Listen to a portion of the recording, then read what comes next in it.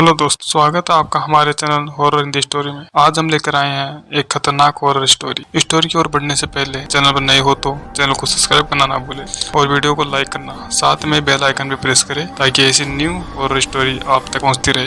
ये कहानी है 3 दोस्तों की, राम, रोहित और विशाल। ये सभी अपने काम के सिलसिले से राजस्थान के एक छोटे से गांव जबलपुर आए थे। अपने कारोबार के लिए नई फैक्ट्री डालना चाहते थे क्योंकि उस गांव में जमीन और मजदूर बहुत ही सस्ते मिलते थे। उस गांव में विशाल ने होटल मयूर में रुकने का इंतजाम किया था। होटल मयूर एक छोटा सा होटल था, कोई आलीशान पत्थर नहीं थे। उसमें भी एक ईंट से बनी एक इमारत थी और नीचे खाने का बना एक वेज रेस्टोरेंट में भी टेबल और दरवाजों पर धूल लगी हुई थी, जैसे वहाँ का चूल्हा सालों से जला ही नहीं था। जैसे ही वो लोग होटल पहुंचे तो उन्होंने देखा कोई स्टाफ ही नहीं था, बस वॉचमैन के नाम पर एक बूढ़े चाचा बैठे थे जो अपनी बीड़ी पी रहे थे। राम और रोहित दोनों ही विशाल को डांटने लगे क्योंकि होटल बुक करने की जिम्मेदारी विशाल की थी और वो होटल बिल्कुल वीरान लग रहा था। उनकी बातों को सुनते हुए वॉचमैन चाचा हंसते हुए उन तीनों के पास आए और उनसे पूछने लगे क्या वो होटल में ही रुकने वाले हैं। उन तीनों ने सर हिलाकर हाँ कहा। वो चाचा जोर जोर से हंसने लगे। हंसते हंसते फिर उन्होंने चलना शुरू किया। कुछ गुनगुनाते हुए वहां से चले। इन्होंने वॉचमैन चाचा को पागल समझकर उनकी बातों पर ध्यान नहीं दी। तब रिसेप्शन पर एक आदमी आया। एक लंबा सा घनी दाढ़ी वाला आदमी आया।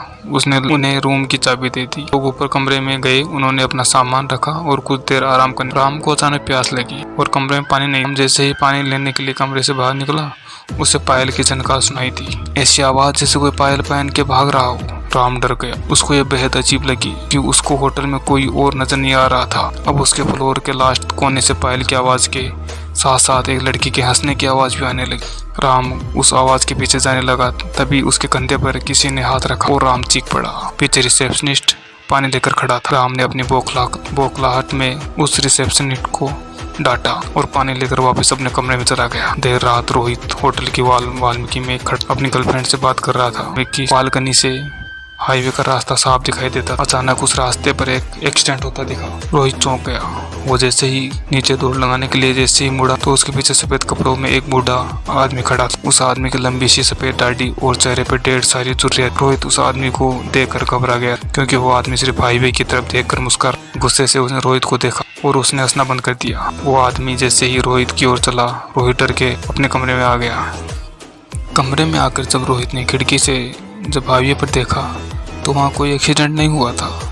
अगले दिन तीनों फैक्ट्री की साइड देखने के लिए निकले, लेकिन गाड़ी शुरू होकर थोड़ी दूर चली तभी अचानक गाड़ी बंद हो गई। साइड पर जाने के लिए कोई बस या सवारी भी नहीं थी। तो उन तीनों को रिसेप्शनिस्ट करके पूछा तो उसके कहने पर एक मैकेनिक को बुलाया। 3 घंटे बाद जब मैकेनिक आया तो उसने गाड़ी को थोड़ी देर तक देखने के बाद बोला कि गाड़ी को वर्कशॉप पर ले जाना। वो तीनों मैकेनिक के साथ ही उसी गाड़ी में चले गए और साइड पर उतर गए। साइड देखते देखते शाम हो गई। उनको मैकेनिक का कॉल आया कि उनकी गाड़ी पूरी तरह से बिगड़ चुकी है और वो कब तक बनेगी कहा नहीं जा सकता। अब उन्होंने वापस जाने के लिए एक ट्रक वाले से बात की और उस ट्रक वाले को होटल पर खाना खाने का लालच दिया। लेकिन जब उन्होंने उस ट्रक वाले के सामने होटल मयूर का नाम लिया तब वो ट्रक वाला बेहद घबरा गया। उस ट्रक वाले ने उन्होंने बताया कि उस होटल में भूतों का बसेरा। उसने कहा कि होटल मयूर एक कब्रिस्तान के ऊपर बनाया गया था। एक नहीं बल्कि 100 से भी ज्यादा भूत वहाँ रहते हैं और इसलिए वहाँ कोई भी नहीं जाता। राम रोहित के साथ हुए हादसों ने उन्होंने सोचने पर मजबूर, पर विशाल भूत प्रेत ऐसी चीजों में नहीं मानता था। उसने ये बात दफा दफा कर ट्रक ड्राइवर से कहा कि वो होटल से थोड़ा दूर ही उतार दे। बहुत मनाने के बाद वो ट्रक वाला मान गया। वो तीनों जैसे ही होटल पहुंचे देर रात हो चुकी थी। वो तीनों कमरे में आराम कर रहे थे। विशाल भी लेटे लेटे अपने फोन के से खींची फोटो देख रहा था, लेकिन अचानक उठकर बैठ गया। ऐसा लग रहा था जैसे उसके होश ही उड़ गए हो। उनके तस्वीरों में उनके एक ही कमरे में बहुत सारे बच्चे दिखाई दे रहे थे। वो बच्चे शायद उस होटल में बसे भूत ही थे। विशाल का पूरा शरीर ठंडा पड़ गया। उसने राम रोहित को जब फोटोज के बारे में बताया तो वो तीनों बहुत घबरा गए। वो उस होटल के रिसेप्शनिस्ट को ढूंढते हुए नीचे आए, लेकिन उस आदमी का नामो निशान ही नहीं। वहाँ उन्हें बूढ़े चाचा बैठे हुए मिले। उन्होंने ये सब उस बूढ़े चाचा को बताया तो उस बूढ़े चाचा ने हंसते हुए कहा कि जब वो होटल के अंदर आए थे तो 4 आत्माएं तो उनकी गाड़ी के ऊपर बैठी हुई थी और उन्होंने बताया कि होटल मयूर में पिछले 20 सालों से भूतों का बसेरा है। जब से होटल बना था तब से यहाँ के भूत होटल में आने वालों को जिंदा जाने नहीं देते थे। किसी का एक्सीडेंट करा देते थे तो किसी को आत्महत्या करने पर मजबूर कर देते थे। फिर होटल की बालकनी की ओर इशारा करके बताया, वहाँ देखो वो सफ़ेद कुर्ते में एक बूढ़ा आदमी खड़ा है। उस आदमी ने यहाँ होटल बनाने से मना करा था क्योंकि यह जगह कब्रिस्तान की थी। लेकिन कुछ महीनों बाद होटल के सामने वाली रोड पर एक्सीडेंट से उस आदमी की मौत हो और आखिरी में उसने बताया कि उनकी गाड़ी ठीक नहीं होने वाली।